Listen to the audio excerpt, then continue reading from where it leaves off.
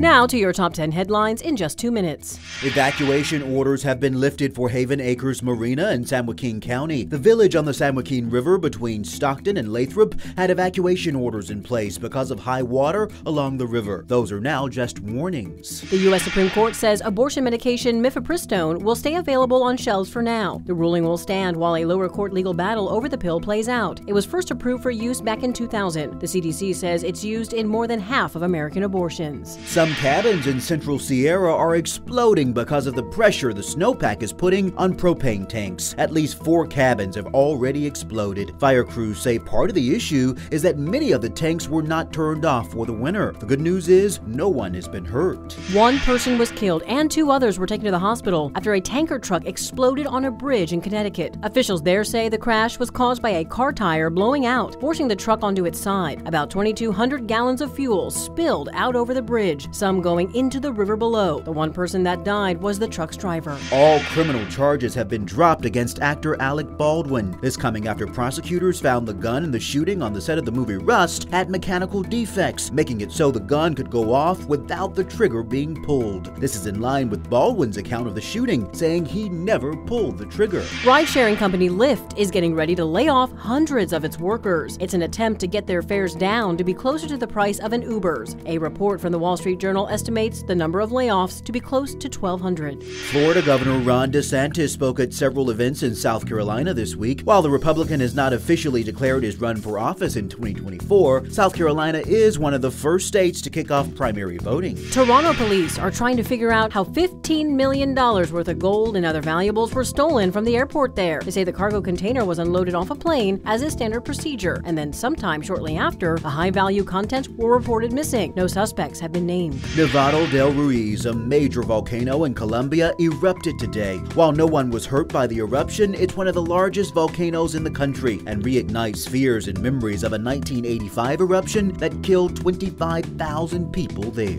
The Sacramento Kings are just a day and a half away from their 4th game in the NBA playoffs. The Beam team is taking on the Warriors at the Chase Center in San Francisco Sunday at 12:30. That game airs right here on ABC 10. And those are your top 10 headlines in just 2 minutes.